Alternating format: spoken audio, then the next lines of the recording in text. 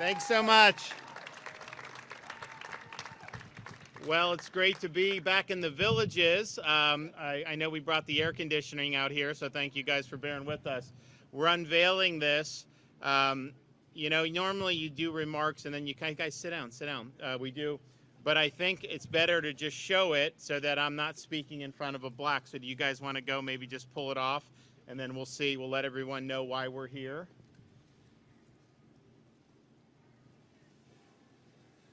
All right.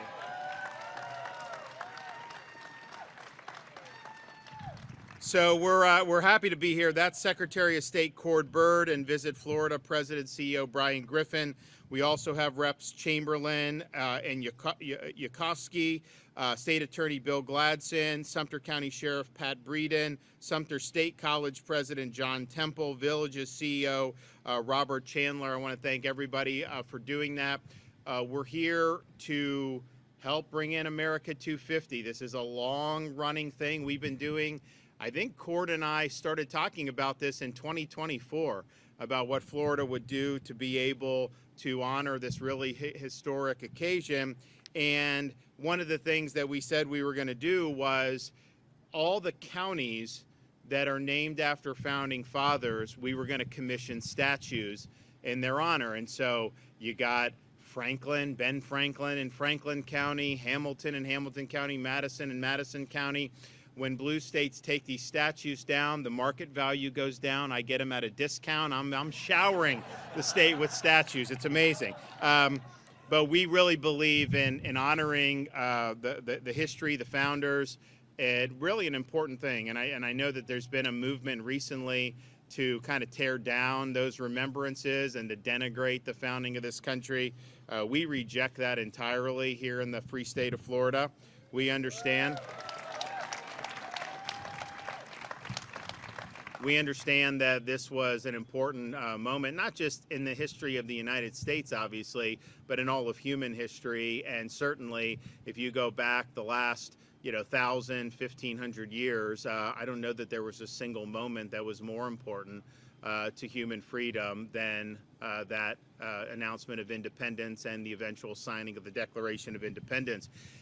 But throughout that, and we want to do that, and that's the main focus, but what we've also done is recognize people that exemplified the founding principles of this country and also honored them.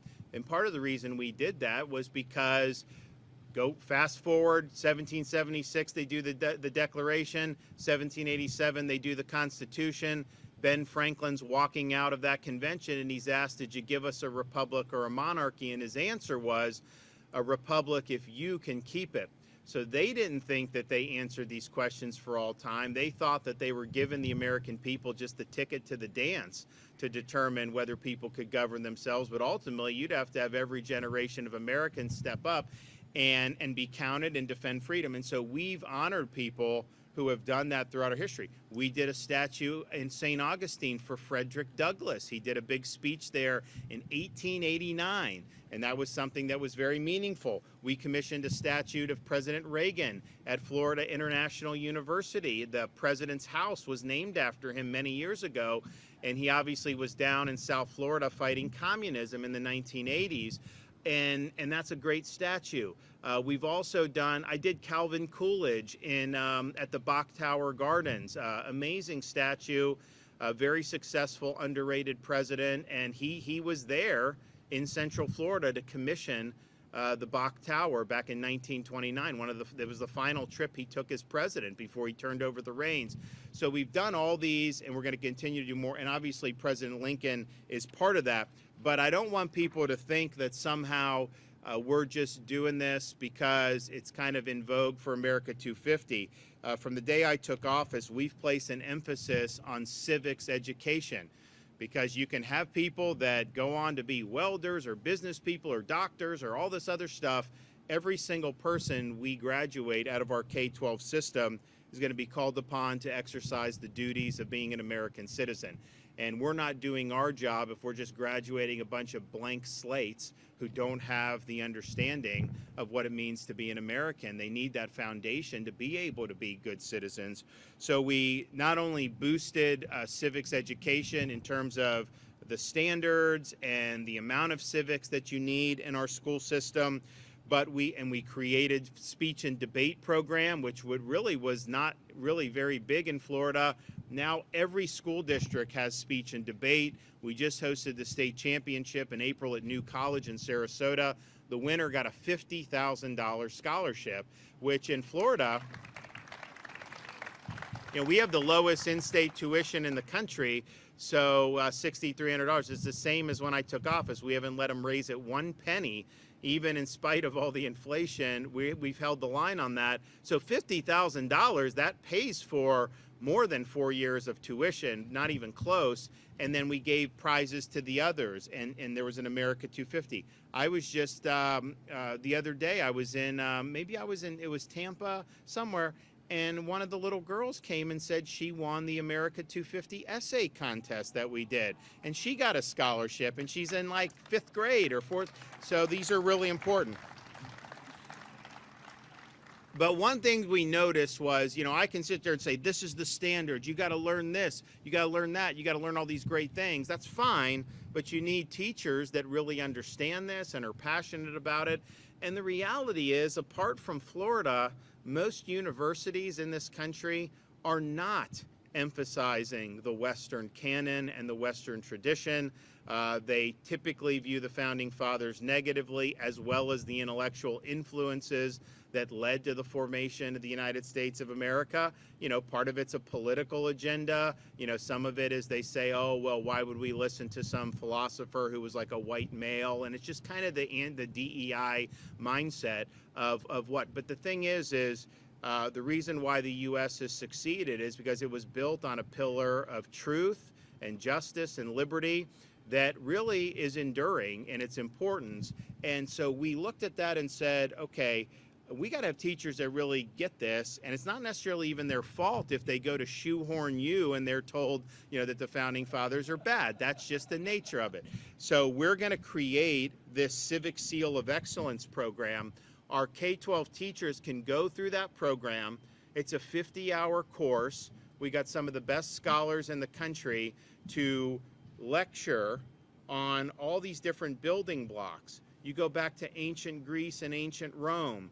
You go back to the Enlightenment. You go back to the Christian tradition. You go to British common law. All these different things that led to this is very important to understand. So they go through that program. They get a $3,000 bonus for going through the program. We've had 21,000 teachers participate in this, and it's purely optional. You don't have to do it. And we've paid out over $60 million in bonuses, and the budget I just signed has more of that. We're going to continue that going forward. And the speech and debate initiative that I mentioned originally, we believe not only is it good to understand civic knowledge, it's also good to learn how to think for yourself, how to make arguments.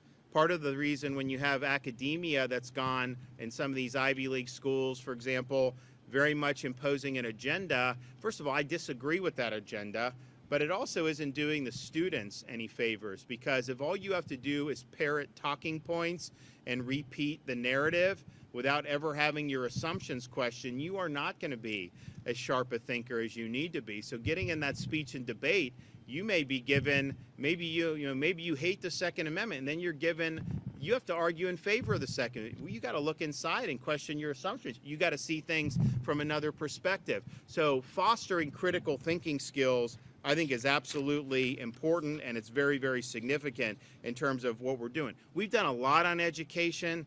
Civics is one part of it. But honestly, I think if you do well in civics, I think it bleeds over to success in some of these other areas of education. We're number one in public higher education for, I think, every year that I've been governor. We've been rated number one for public higher education. We have some of the top rated public universities. We're number one for education freedom. We have been ranked number one for civics education. We had the highest graduation rate in state history in the most recent figures. I just announced our progress monitoring results. Highest proficiency ever recorded in Florida for English language arts and mathematics, which is something that's really, really good. and on it goes. So it's all very important. And I mentioned I just signed the budget yesterday. Florida. So first of all, we have record funding for teacher pay, record funding for school districts, record school choice scholarships, all these things, which are really good. Record money for infrastructure. You know, we're accelerating that project on 75 in Ocala. Really bad traffic there. That wasn't even supposed to start until next decade. We plowed billions and billions of dollars into accelerating these key choke points around Florida. And so those are now underway, and they're going to be delivered maybe a decade ahead of schedule, which is good. But that requires money, and we've put a lot of money. Just the I-4, you go from Tampa to Orlando to Disney, just the I-4 temporary lane has been a big deal, and then that's going to be permanent. So we're doing all that. We've done the largest environmental restoration in the history of the United States of America with our Everglades restoration project. Massive amounts of money that have gone into that, massive success that's gone into that. So we've done big things in terms of using the budget to advance core interests. But even though we did, all those are records in Florida, not even close. The budget I signed yesterday represents the 4th straight year where we've reduced our budget in Florida. How many places are doing that?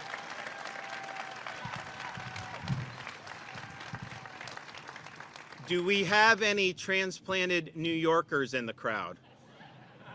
I see some hands. Honestly, not as many as I thought I would see. So New York State, and I bring them up partially because we have a lot of refugees from there, partially because we're the 3rd most populous state. They're the 4th most populous state.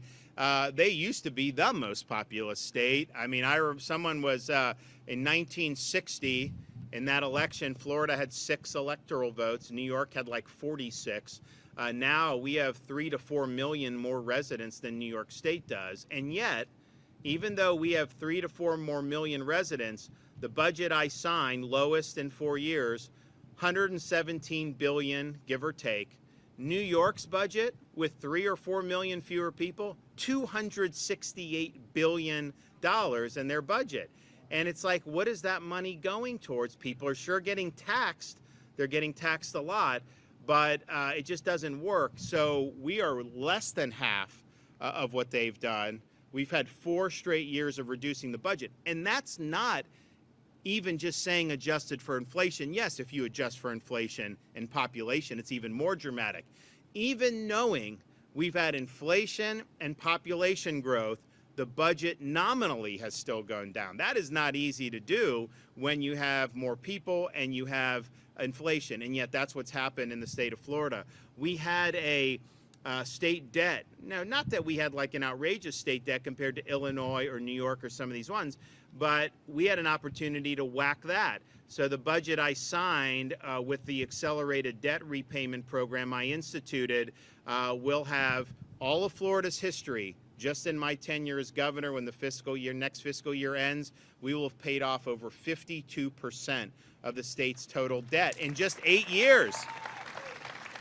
And we now have lowest debt per capita of any state in the United States. We also have this. So we have the lowest number of state government bureaucrats per capita in the entire United States of America. In fact, if you look at the size of the government when I took office in 2019, today that government is smaller than it was in 2019. And that's when we've had population growth and inflation. The footprint has shrank in the state of Florida. And we're always told, these government, Ronald Reagan said the closest thing to eternal life on earth is a government bureau. And there was a lot of truth to that. But I think we're showing that, no, government doesn't have to grow inexorably, that we can actually reduce. And that's what we've done. So, and then our rainy day fund. We had the rainy day fund when I came in to now. We've more than tripled the rainy day fund. In fact, we've maxed it out. We're not allowed under Florida's Constitution to put any more money in the rainy day fund. And look, I hope things continue going well, in future years, particularly, in terms of the national economy. You could have a big market correction. You could have a downturn. Guess what? In Florida, if we need money, you take from the surplus and you plug the hole. You take here and plug this hole. You don't raise tax. You don't do any of that. It's plug and play. It's ready to go. And that's really what our responsibility is, to make sure that we're leaving this better than we found it. And there's no question, if you look at all this, Florida's economy is better than it was 7.5 years ago. Florida's fiscal posture is better than it was. Florida's debt per capita is better and less debt. Less taxes today than 7.5 years ago, and hopefully they'll do something on property tax in November to give people more break on that. So these are all really, really good things, and but it just shows it can be done. We're always told, oh, you just can't, you can never solve these problems, you can never do it. We're showing it can be done, and so if we're able to reduce our budget 4 straight years, even in the face of inflation and population growth, what's the excuse for these other places? Why can't they get this under control? And I think the reason is these are choices that are being made. People are choosing to waste money. People are choosing to do some of these things. It's not that they're incapable of changing course. They just don't want to change course. And part of it is because government itself has become an interest group in many parts of the country. You're even seeing that with local governments here in Florida. They want to put in money to be able to run advertisements to tell you they need more of your money. I mean, really, if they have money to do that, then they're overtaxing you. But that's just the nature of it. And I think at the state level in Florida, we've really steered clear of that. So all that is really, really good. So it brings us here today to, why are we doing President Lincoln? And, it's interesting because we do we have any Illinois transplants here in the crowd? We have a few. Okay. We got a lot of them in Southwest Florida. Where we were versus, most of these other people, they had a direct connection to Florida, whether it's President Reagan in South Florida, Coolidge at Bach Tower, Frederick Douglass. I think we're going to do an Andrew Jackson soon. We're going to do Ponce de Leon. We're going to do a bunch of ones, and we're just going to do it throughout the rest of the year. So it'll be good. But Lincoln really not as much direct, but we felt that it was important because of kind of what he stood for. And first, this is a guy of very humble beginnings. I mean, he was born on the outskirts of society in many ways in Kentucky. Of course, grew up in his formative years in Illinois, was not somebody that was born to great wealth or privilege. And he was just somebody that was very smart and worked very hard. He plied the craft of law. See, he did not go to law school. He studied for the bar, he took it, and then he got a practice. I think we should allow that in Florida. You should be able to read for the bar, take it, and not have to pay for law school. The bar hates that because they want it to be a guild, but I think Lincoln, his example is very instructive. I mean, he was largely self-taught, which is really remarkable. And so then he gets into politics, and if you only had his career up until 1859, you'd be like, this guy's one of the biggest political failures ever. It was like one failure after another and all these different things. He ran, quote, kind of ran for the Senate in 1858 against Stephen Douglas. Now, back then, the legislatures voted for the senator, so it was somewhat cosmetic, but they were going around barnstorming, doing these great debates, and he wasn't successful in that. And then, of course, he got elected president very narrowly, very, very small plurality, and really was lucky to get reelected in many respects. That was a very difficult election in 1864. But be that as it may, he's really an example of being able to persevere and overcome a lot of obstacles that are put in your way. And I think if people were seeing like, oh man, you're trying this, you failed last time, you failed this time, all this, a lot of people would have told him to pack it in. And instead, he believed in these key ideas, and so he plowed forward. So he's debating Douglas, and the main issue that they were debating was the Supreme Court's ruling of the Dred Scott decision. And the Dred Scott decision was handed down in 1857. It's viewed today and at the time even as a terrible decision, but now one of the worst decisions the Supreme Court has ever rendered. Douglas was in favor of Dred Scott.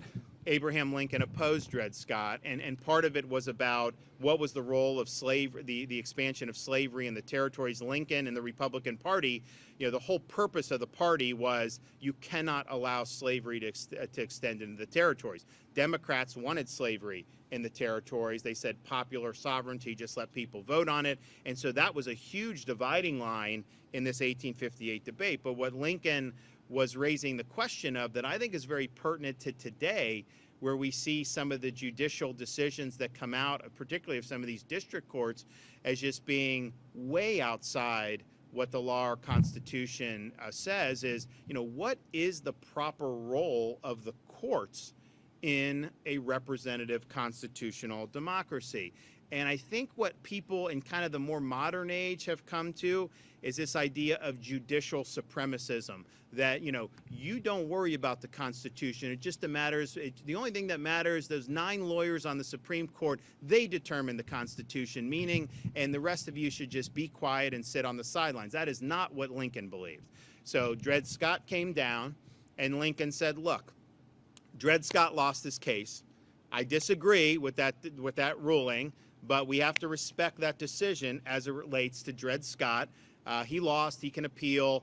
He can't appeal anymore before the Supreme Court. But when you lose a case, you can appeal, and you do that. That's kind of the way the legal system works. But he says we cannot allow one decision on one set of facts to fix the policy of the entire United States of America. So he rejected the idea that Dred Scott had settled the question once and for all. And I think that that's very, very important, because what he was saying is he, as someone running for Senate at the time, later as president, he had a duty to interpret the Constitution. You take an oath to support and defend the Constitution. If you think it's unconstitutional to have this in the territories, then you need to govern yourself accordingly. And he cited in these debates Andrew Jackson. When Jackson was president, Jackson vetoed the Bank of the United States bill, the Second Bank of the United States bill. That had been litigated decades before, and the court had said that it was consistent with the necessary and proper clauses of the Constitution and Congress's enumerated powers. Anyways, it's just kind of a constitutional debate. It lands on Jackson's desk, and he says, you know what? I've read the Constitution. I've looked through this. I don't see how this bank is constitutional. And if I don't believe the bank is constitutional, I not only have the right, I have the responsibility to exercise the veto power to be able to stop unconstitutional legislation from taking effect. And so Lincoln and Jackson, and honestly many of the founders, rejected the idea that somehow the court existed above the entire constitutional system. The court is a part of the constitutional system, but it doesn't speak ex cathedra about the Constitution, and we obviously in other branches have a responsibility to interpret and pursue the Constitution as we see fit. So the case of Dred Scott, Lincoln said, fine, I disagree, but we'll abide by it. But as president, he's like, I'm not going to let that fix the entire policy of the country. He said, if you do that, then we cease to become our own rulers. So there's a lot of wisdom in what he was saying back in 1858 and his inauguration address in 1861 about how is power apportioned in a constitution and who ultimately governs. Is it us governing ourselves, but ultimately the court has veto power over a lot of these key questions, or are private cases decided, respected, but then the other branches have the responsibility to pursue a constitutional course of action? And so that's very, very important. The other thing I think he did that is pertinent today's time is he relied on the Declaration of Independence for what he was doing. He hearkened back and said, and this kind of goes to a debate we're having now. So the modern left, they denigrate the founders and they denigrate the founding of the country because they say, oh, these are just a bunch of slave owners. In fact, the New York Times commissioned a project a few years ago, the 1619 Project, And the goal of that was basically to assert things like, oh, the American Revolution was fought because of slavery. And, you know, this is a revolution that was birthed in Massachusetts. They didn't have a lot of slavery, if any, then at the time. You can read why the people were rebelling. They never mention that at all. And so it's a way to try to distort history, to delegitimize the founders, and more importantly, to delegitimize their ideas, so that can be weaponized now in the future to pursue an agenda which, quite frankly, is a lot different from what the founding fathers envisioned. So Lincoln and Douglas had this debate basically about what was the true nature of the founding. And Lincoln said, look, the founding fathers wrote that all men are created equal. They said what they wrote what they meant, and they meant what they wrote. And they realized that wasn't going to be realized right at the time. But they didn't create slavery. That had been something that had been in human history for all of recorded human history, and it had been in the colonies for over 150 years prior to the announcement of the Declaration of Independence. So Lincoln's point is, look, they were dealing with that reality. They structured the Constitution in a way that they believe would lead to the extinguishment of slavery over the years. So, for example, they stopped the slave trade coming in, I think, after like 15 years, and they did all these other things. And so that's why he thought Dred Scott was such a problem, because he thought that was going against the founders' vision that, okay, this is an evil we have. We don't have the political capacity to have a union and necessarily deal with it, but we can put it on a path to extinction. And he saw the alternate forces prevailing, and that was one of the reasons why he got involved. Douglas was basically saying, oh, no, you know, the founders, this is what they wanted, all this other stuff. That is actually more in line with what the modern left says, what Douglas was arguing. So Lincoln's view is that the principles are universal. Founders envisioned that these would be applied through the years, and that the founders envisioned, you know, that ultimately, you know, slavery was on its last legs. Now, it didn't turn out that way because of Dred Scott and some of these other political decisions that were made in the ensuing years, and of course was one of the main reasons that there was a Civil War. But that was really what Lincoln believed. I mean, he believed it was a revolution based on natural rights, that the founders meant this, and that here we are, and the Dred Scott decision supporters are really rejecting the founding creed of the country. So if you want to know whether the founders are worth studying, Lincoln would say, absolutely, that's the first place you need to go. A lot of the people on the modern left, they would side with Stephen Douglas in those 1858 debates. So it's just an interesting way that this comes. So I think it's important to be able to show how he was doing. And then obviously, just having been president during probably the most difficult time that the country had. You know, you had the Civil War, then you had the question of, okay, as the Union took the upper hand on that, you know, how do you deal with the issue of slavery? And eventually Lincoln pursued and eventually was successful in teeing up the 13th Amendment to the U.S. Constitution, which abolished slavery nationwide. And then, of course, they did the 14th and 15th Amendments, which, you know, basically the point was to make sure that everyone was treated equally as a citizen. And there were a whole bunch of things that happened there. So he was very important to that, and I think you can learn a lot from them. Now, speaking of the 14th Amendment, I just got word the Supreme Court has upheld birthright citizenship for illegal aliens, rejecting the limits proposed by Trump. Look, I haven't had an opportunity to read that opinion. I don't know whether they have at least given Congress an ability to legislate something differently.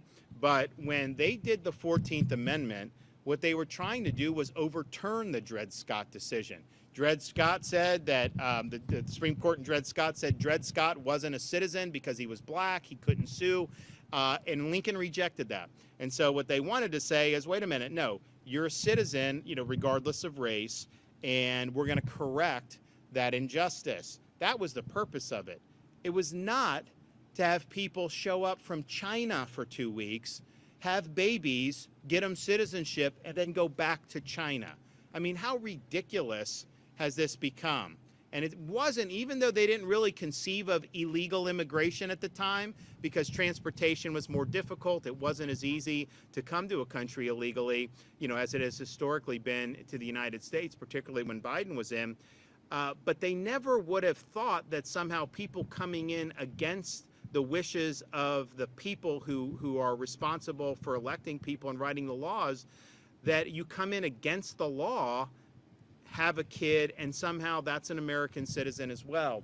So I think in terms of the original understanding, they never conceived that it would end up being this way. Now, I was predicting this was going to come out this way, unfortunately, because I just remember, you know, when I was in law school, they drum it into you. Oh, it's already been decided. Anyone that steps foot, you do that, it's automatic. That's the original understanding. And a lot of people, I mean, I just assumed that was correct. Then when you actually read and you study the debates and you understand what they were trying to do, I don't think that's how it was originally understood. So the question's going to be, did they say as a matter of constitution that you could never limit birthright citizenship, even statutorily? Because if they said that, then it's not just a fact about Trump doing it through executive order. Then it's basically saying we could vote overwhelmingly to say no birth tourism. You have to be lawfully present here, otherwise it doesn't apply.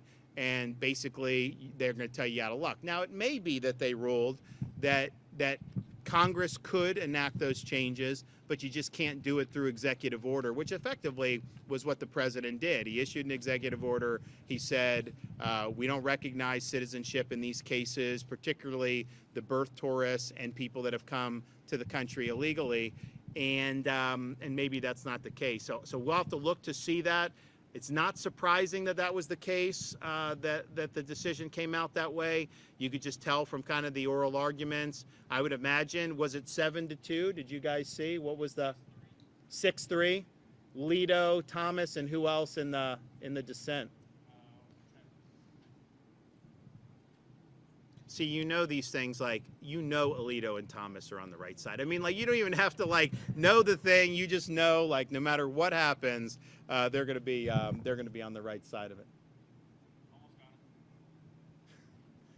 Sorry, this is real-time news, guys. We're doing the best we can. I think Roberts gave the opinion. No, I knew that he would do that, yeah.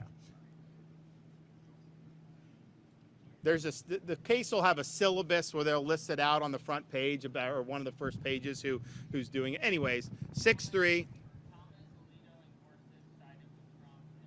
Okay, all right. So we'll have to see. Look, if they said that there's nothing you can do short of constitutional amendment to limit, then that's going to be a really devastating decision. If they said can't do it through executive order, but you can do it through Congress, I'm not saying this Congress that hasn't done much is going to necessarily come on and do it, but at least you have an avenue where you can run on this. And I think it's really, really important. You know, the thing about, I look around the country and, you know, we've had people, and you see it in some of these election results, you know, some of the people that have been brought in over the last 20, 30 years, they don't like the country. You know, they want to import where they came from, which, you know, some of these countries are really messed up, and ultimately expect us to change to go in that direction. And I just think that, first of all, that's not the way I would want to live. But second of all, how ridiculous. I mean, imagine like if some of us like showed up in France and we just showed, oh yeah, you got to start doing, like they would laugh at you, right? I mean, like that's just not the way it is. So this birthright is an issue in terms of people can come. You kind of have, if you have kids, then it's hard for them to remove you at that point. And that's definitely been game, there's no question. But it's a larger issue about not just illegal immigration, but who is legally being let into the country. And are these folks people that are rejecting, you know, kind of the American way of life? And I think, unfortunately, we've seen that in larger numbers over the years. In any event, we will look at that decision, and we may have some more comments on it as we go forward. So I think it's appropriate to have it here in the Villages because I know there's a lot of patriotism.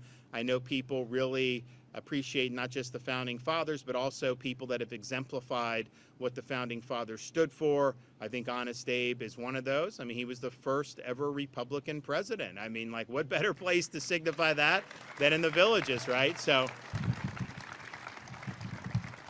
and he was, at the beginning of his second term, obviously tragically assassinated, and it cut short his life. but it hasn't cut short his legacy. His legacy is enduring. He's rated as one of the top presidents in American history. Some people rate him as number one. I rate Washington as number one because I just think he was indispensable to the formation of the country. But nevertheless, he's in a very, very rare echelon in American history. And now we'll always have this here to be able to pay proper respects. Okay, Cord Bird and then Brian Griffin. Well, thank you, Governor, and good morning. I see many friendly faces in the crowd. It's always great to be back in the villages. And the governor's correct. Abraham Lincoln deserves his place in the pantheon of American presidents. And it is well known that he wrote many of his own speeches, many of which today are regarded as masterpieces of poetic and artistic expression.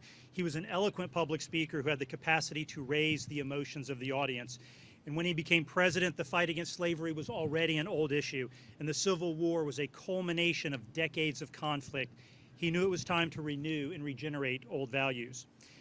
Lincoln strategically applied himself to this task. He resurrected the Declaration of Independence, dusted off the Constitution, and brought back a sense of pride and patriotism that had not been seen since the days of the American Revolution. Lincoln revitalized the old values of Americanism and reminded all citizens why the United States was formed in the first place. And he often turned to biblical scripture, and to do this, he called the Constitution the Declaration of Independence the golden apple. The why do we do this? And then it was in a frame of silver, which is the Constitution, it's how the republic is to govern itself. And then on November 19th, 1863, after listening to the principal order of the day, Edward Everett, speak for nearly 2 hours, and I promise I won't go on that long, Abraham Lincoln spent only 2 minutes delivering the now famous Gettysburg Address, reminding the nation what the Civil War and America is all about. And that's what we're doing in Florida, and with the governor's leadership and initiative. It was last July 3rd that we put up a statue in Jefferson County of Thomas Jefferson, and we've been doing this the entire year, really making it a celebration. And it's incumbent upon all of us. As Ronald Reagan said, freedom isn't passed in the bloodstream. So it's incumbent upon all of us here, the adults who have been blessed to grow up in a free and prosperous nation, to leave that to our posterity, to teach our children what this nation is about. And that's what this America 250 celebration is all about. It's why Florida is doing it. And this isn't hyperbole. We're doing it bigger, longer, better, more than any other state.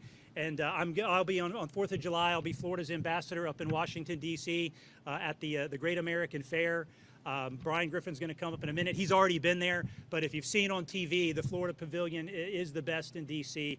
And it's just been a real honor to travel the state, to be able to unveil these statues, and to remind us as all Americans how privileged and blessed we are to live in the greatest and freest country of the world. So thank you. Honor to be with you today.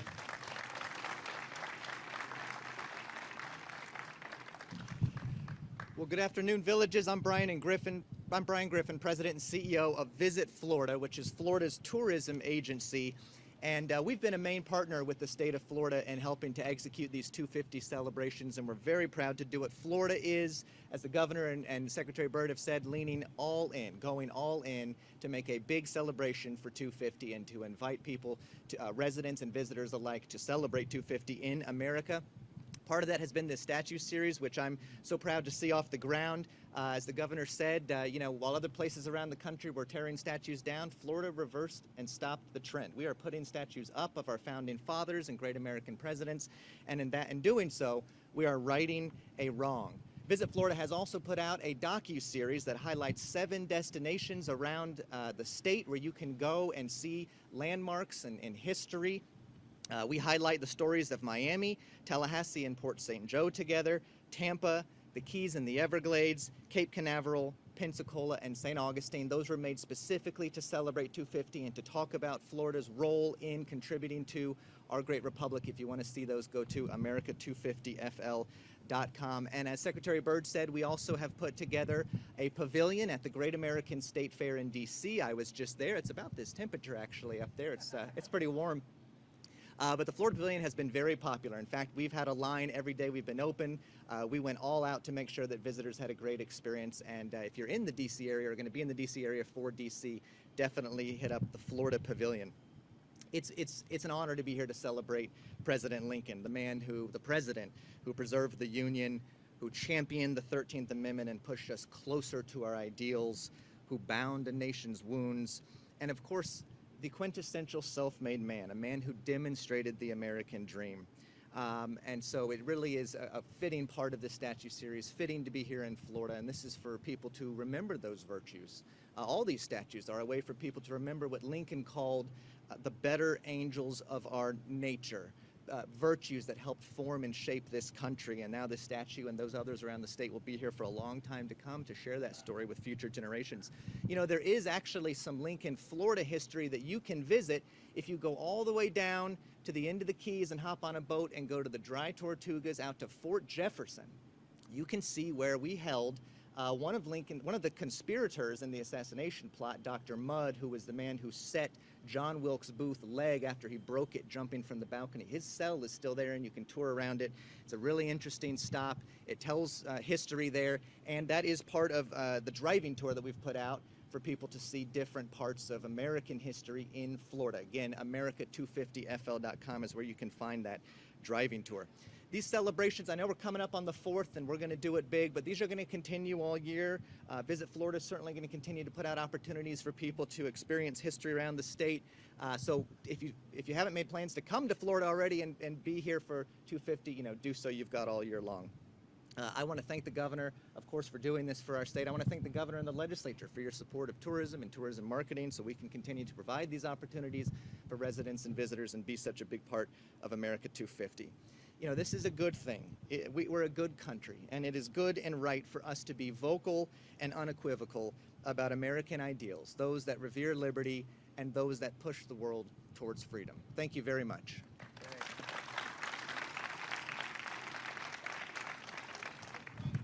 Okay, so I was able to do a little quick research on the Supreme Court's birthright citizenship decision, and unfortunately it does appear that it was a complete loss in terms of, it was a 6-3 on the holding.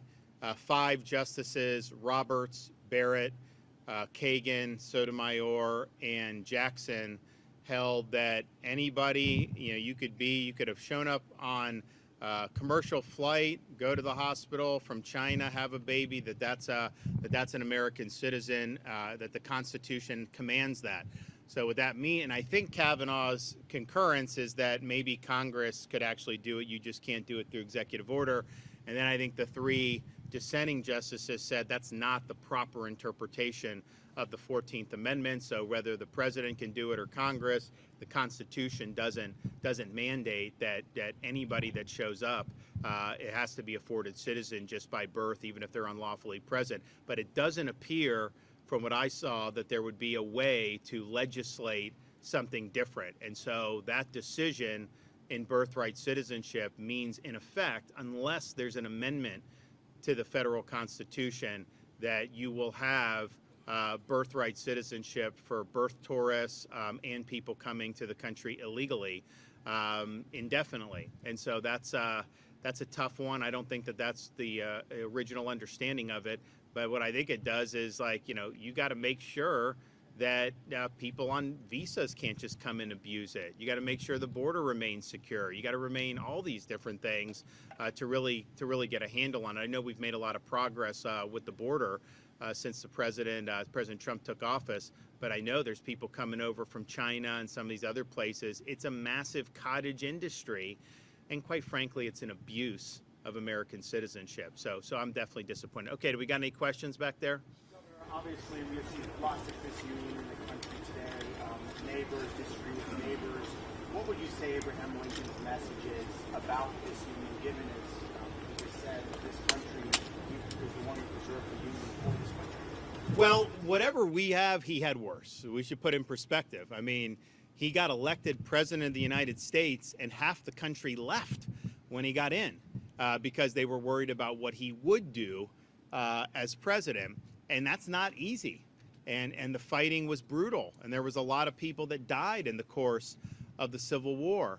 But I think his view at the end of that, and what he said in his second inaugural, is with malice towards none and charity for all, you have to bind up the nation's wounds. And so if they could take that posture after that very bloody struggle, I think it kind of puts in perspective some of the things that we have in this country, that are divisive. We're allowing some of the stuff to be divisive.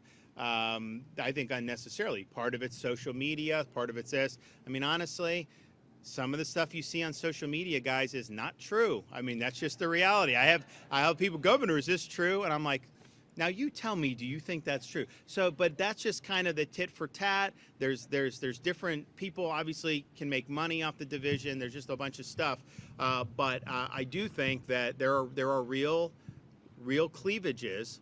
I think there's a lot of real cleavages about the founding of this country and whether America 250 is something that's universally positive. I think in 1770 or in 1976, I wasn't born yet, but they had the 200th anniversary. And I think people, it seems like just looking at the historical record that it was really, really a great moment for the country. And so what I would just say is you don't have to think everything was done perfectly, but you should acknowledge that these were folks who, they risked a lot to establish this country. They were well regarded. Most of them were very wealthy. They were influential in the colonies, and they knew that if they took this step, failure would result in their death. No question, that's what would happen. And so it was the ultimate risk that was taken, and the risk was taken to say, do we have rights from God, or are we just subjects to the king? Can we have a rule of law, or is it just whatever somebody across the pond happens to think on a whim? Can you actually govern yourself? Or should we just have various forms of despotism? That was the ultimate question they were looking to ask, and they risked it all to be able to give this country the chance to confound history and show that, yeah, actually people can govern themselves. And so those are questions we're still asking today. The 1776, 1787, 91, all these key times when we had these great documents, things were different then.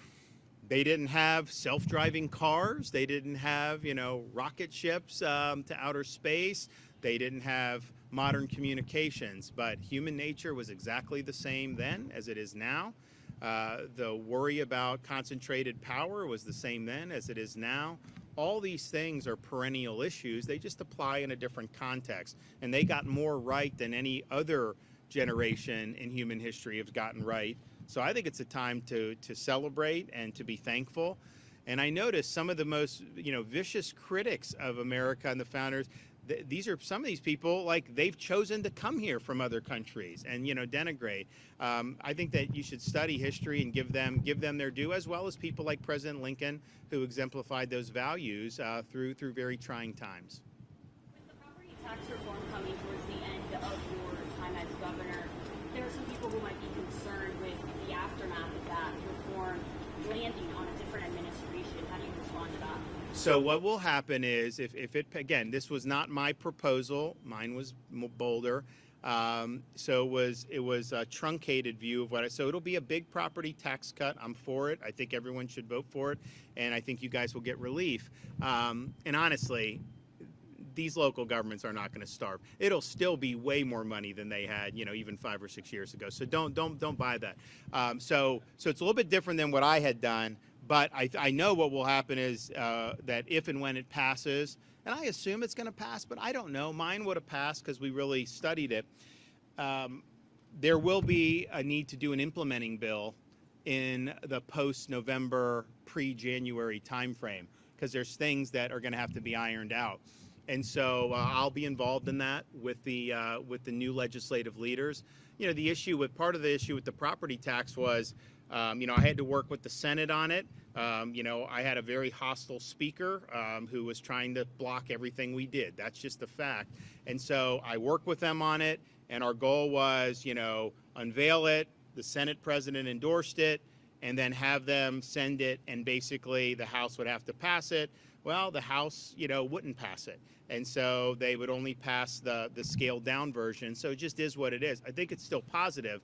But I think it was not quite the opportunity we had to where you could have owned your own home. As a homesteaded Florida resident, you would have had tax-free. Some would have had it on day one, Some it would have phased in over time, depending on how valuable your house is, but that would have been really, really significant. So, and we were ready to do and ready to roll on all that. Now, on this one, if it passes, there'll be implementation on how you phase in the benefits. I mean, it says 250. You can get more than that.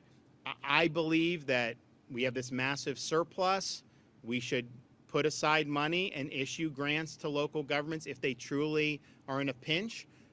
You know, I'm not going to give them a grant, you know, to launch another DEI initiative. Like, no, we're not doing that. But if you tell me, you know, this municipality, you know, has 2 police officers that they're going to have to lay off because the revenue disruption, you know, can you give us a grant for $300,000? I would do it. You know, this thing, we want to keep things going, but to put it in perspective, we've reduced our budget 4 straight years in Florida. The amount we're spending, not even accounting inflation, is less than it was 4 years ago. Now, there's not a lot of places in the country that are doing that. Let's just be clear. But I raise it because if you go back to local government property tax revenue, we don't get any of it at the state level. It's all local. 2019, they got $32 billion. Today, they're getting $60 billion. So that's almost doubling the property tax revenue in a 7-year period. Some of these county budgets have more than doubled in periods of time. You know, you have some, like in Broward, you know, their school district has lost 50,000 students in the past 8 years, and yet their budget's gone from $2.5 billion to $5 billion. And it's like, you know, what is going on? So a lot of what you're doing in property tax is going to, you know, feed bureaucracy and do that. Now, I'm not saying all local governments are equal. I'm not saying Sumter and Marion are like Broward per se, but I am saying that we've shown you can do it by spending less. All these places can do it by spending less, and I have no question about that. So there will be an implementation period. I will be supportive of being very aggressive and making sure the tax relief is implemented as quickly as possible for people, but then I'm also going to be supportive of targeted grants to localities if they really are in a pinch, because, you know, each locality has a different tax base. We've got some places like Miami-Dade, they get massive money from visitors and rich foreigners who own these extravagant houses. And again, the property tax rollback is only for homesteaded Floridians. And so if you're a billionaire from Brazil, you're paying tax just like you always did. So they have massive amounts of revenue coming in from a variety of sources. We have others that are more bedroom communities that they've just historically relied on even homestead revenue more. Then that doesn't excuse them and say that their residents don't need relief, because they do. But what it may mean is, okay, you know, this county, you know, may need 30 million here. This city may need 5 million, whatever. I mean, we've got the biggest reserves and surplus in the history of the state. You know, we have an ability to do that. So I'll be in support of both those things if it passes. But what I would tell people is, you know, you're going to hear probably that, you know, no one's going to have any services, all this stuff. If this were done where you had it fully phased in on day one, you're still talking about they would have 20 billion more than they had in 2019 when they had 32 billion. I mean, like, it's still a massive increase in revenue from where we were 7 or 8 years ago. It's just not quite as big an increase. And oh, by the way, 32 billion in 2019, 60 billion now. If you do nothing on property tax, say you vote this down, by 2031, it's going to be 83 billion they're taking in property tax revenue. So that'll be almost tripling the revenue in just a 12 or 13 year period of time. That is, guys, that's not sustainable. It's not sustainable. It's not fair to taxpayers. It's not sustainable, though. I mean, we've seen these blue states try to keep spending and do this, and eventually it doesn't work. So we're sitting here, you know, we commissioned audits of both state agencies and these local governments. Blaise Ngolia, our CFO, used to be the state senator for the villages. He has been going around auditing, showing the increases in spending and all this stuff. And, you know, some people will be like, oh, what do you do talking about the local governments? You mind your, okay, yeah, we've reduced spending 4 years in a row. How do you like them apples? We're doing it. We're not just talking, we're walking the walk. Anyone else?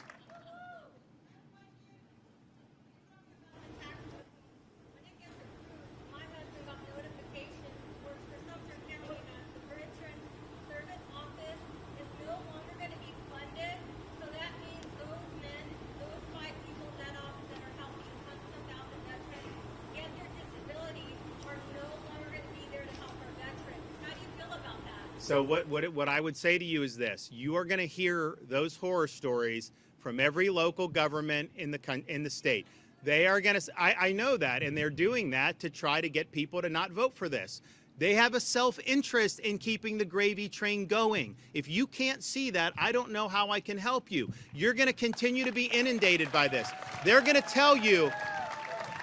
They're going to tell you there's no money for infrastructure. You're not going to have any money for police. You're not going to have any money for any of these things. They are going to say that over and over again. And let me ask you this question. Excuse me, I'm answering your question. You asked the question, I'm answering it. If we had $32 billion in 2019, I came here, I was all over the state. Did we not have services in 2019? I mean, is this, do I have amnesia? I mean, yes, we did.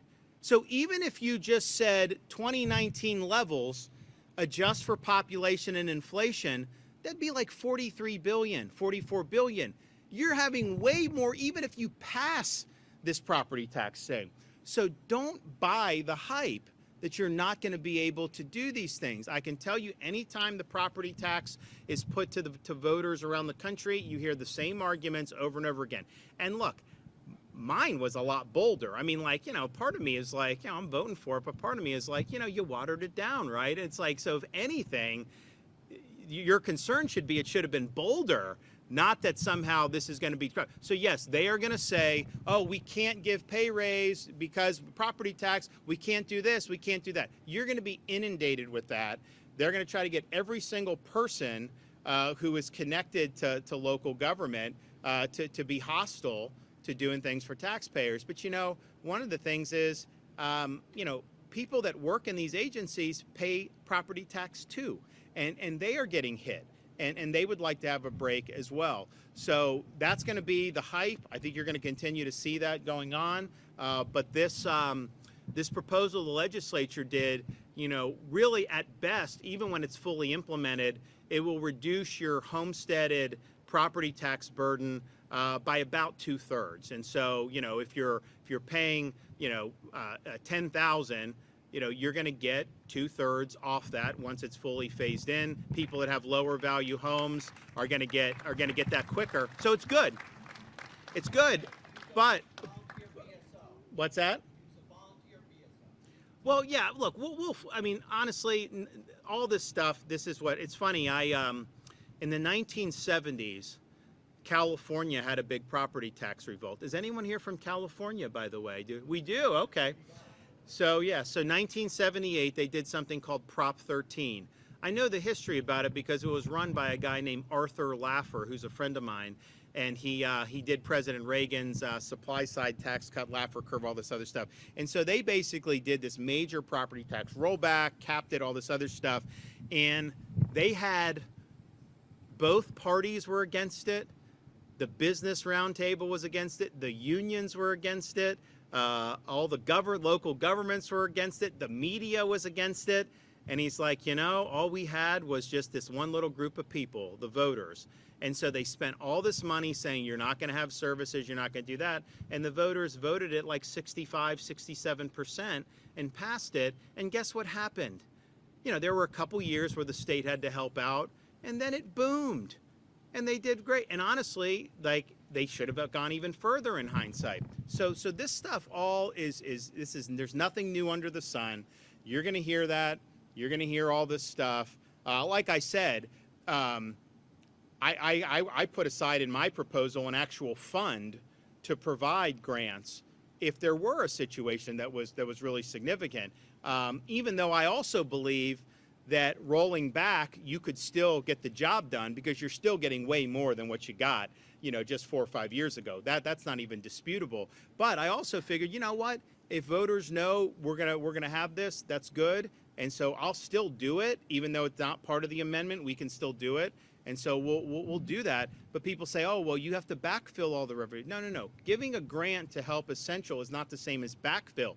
Backfill means if they're doing things like a DEI camp, I've got to backfill that. Why would I backfill that? I don't think that's appropriate spending. Of course, I'm not going to backfill, but I will do grants for things that are important to people's communities. And look, when you get this money pouring in, like has happened over the past 6 or 7 years, there's always an incentive to spend. It's just the way it's human nature. It's not even that, look, people say, oh, is there corruption? Look, I don't even know.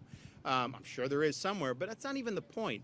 The point is how much is being spent over and above inflation and over and above population growth. We're spending less today than we did 4 years ago. We have fewer people working in the bureaucracy today than we did in 2019. So it can be done, and don't let anyone tell you it can't. But I absolutely think you're going to continue hearing that over and over again. And the question is just this, do you want relief or not? Do you think, because when you go to the grocery store and it's a lot more expensive, the reality is the state government doesn't control that. That's not anything you're going to be able to do by voting in November or electing somebody. It just is what. But at the state level, the one thing you can control is how much they can tax you. Do you want to protect your property from the tax collectors, or do you want them to keep using it as an ATM? And that's your choice. And you know what? God bless you whichever way you choose.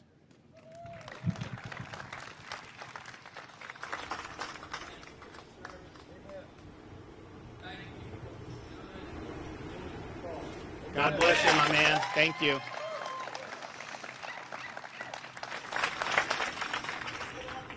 What's that? Oh, I one day at a time.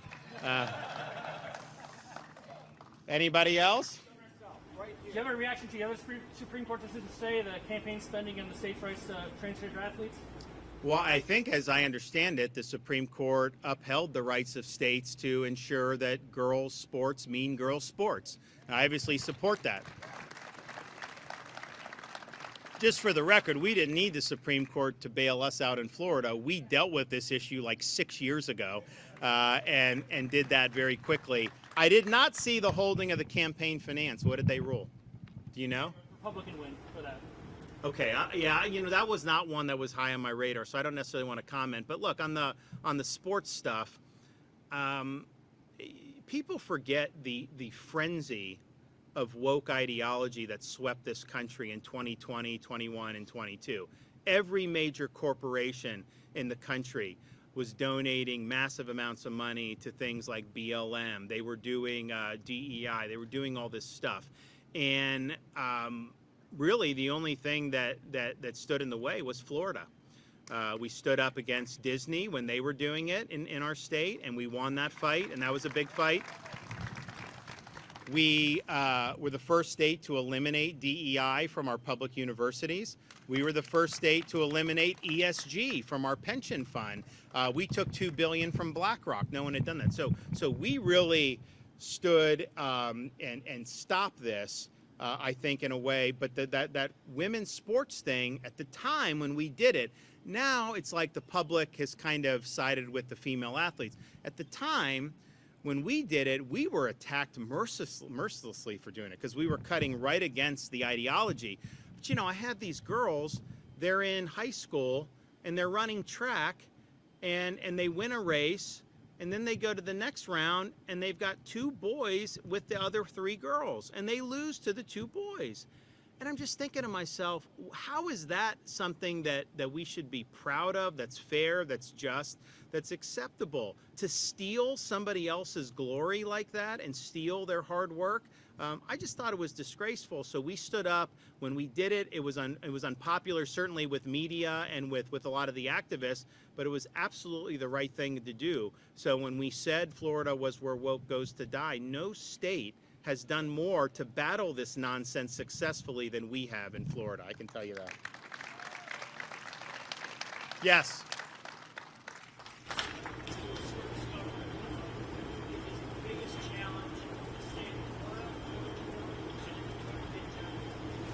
So the question is what's the biggest challenge for the country and then for Florida? Look, I think the biggest challenge for the country is getting our domestic house in order. We have almost $40 trillion in debt. I'd like to say that you can just keep charging things to the credit card indefinitely and we're going to keep partying like it's 1999. I just don't think reality that that's going to be the case. And that's one of the reasons we've worked very hard to be fiscally responsible in Florida. I also think how we handle things like immigration, we have to stop letting people into the country that hate the country. It's not that difficult. And you can't be politically correct about it. You've just got to be honest that that's what we have to do. But we used to think that you come and you'd want to assimilate, and that's how it had been for a long time. And now I think that that's really, really changed. And so you've got to really get a handle on that. You also got to get a handle on the education, particularly higher education. Now, we've done a lot in Florida, and we're proud of that. But across the country, there's a lot of work to be done. You know, you look at these New York City races where they're electing these Maoists to Congress or to the Democrat Party. And, you know, there's different currents, but one of the currents is you kind of have these people that are somewhat affluent that went to these hooty-tooty schools, and they're voting for this stuff. And it's almost like, okay, how did they get to have those views? And I think a lot of it has to do with the education system. So we've done a lot in Florida. We're the only state in the country where in our universities, all tenured professors must undergo review every 5 years and can be terminated for poor performance. And so we've used that very significantly across the state. We also created hiring so that you can hire professors directly and that the current faculty can't blackball them for ideology. So we've brought in a lot of conservative scholars to like the Hamilton School at University of Florida, New College, Adam Smith Center at Florida International University. Amazing, unbelievable. So we're really leaning in on it and working. But I'll tell you, it is a problem that's been decades in the making, and it's not going to be something that's done overnight. Linda McMahon has done some good stuff at the federal level to push back on some of the universities, and I know they have more work to do, but I think the progress has been positive. So there's just a whole bunch of things that go, but it's like, what frustrates me about is if we just didn't shoot ourselves in the foot as a country on some of this stuff, like, yeah, there's problems that you can't control. Some of these problems have been created by us over many decades. And it's like, just stop doing that. And if we do that, then I think we're going to be good. So I know there's been a lot of good work being done in the last year or two, but we need a lot more to be able to ensure. Are we going to be able to be here 250 years from now and be able to put up a statue of somebody who did some great things, you know, maybe 50 years from now, and say, you know, we made it to 500 years as a country because we had all these patriots that were fighting for the right things and understood all the great principles or not. And I think 250 is a lot for a republic. They typically don't make it to 500 years. And so the question is, are we going to heed Franklin's admonition and keep the republic? And we got a lot of work to do. Thanks, everybody. Happy 4th of July. Happy America 250. See you later. This way.